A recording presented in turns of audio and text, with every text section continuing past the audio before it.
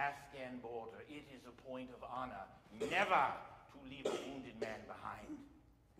Death by hideous mutilations is the invariable measure meted out to all who fall into the hands of the button tribesmen.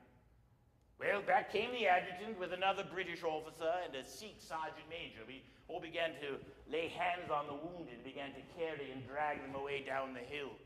10 or 12 men carrying 4. The adjutant was shot in the guts. Well, the bearers split their loads, but the 4 men carrying the adjutant let him fall and fled.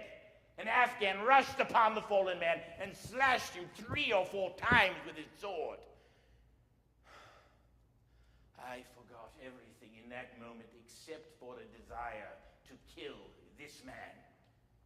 I wore my long cavalry sword, well sharpened. After all, I had won the public school's fencing medal. I resolved on personal combat à l'arme blanche. The savage saw me coming. We were not more than 20 yards apart. He waited for me, brandishing his sword.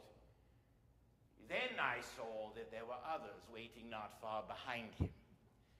I changed my mind about the cold steel, pulled out my revolver, took aim and fired. He looked surprised and fell. But I looked around. I was all alone with the enemy. Not a friend was to be seen. I ran as fast as I could. There were bullets everywhere. We had left 1 officer and a dozen Sikhs dead and the wounded to be cut to pieces. But I armed myself with the rifle and ammunition of a dead man, found a rock to shelter behind, and began firing carefully, 30 or 40 shots.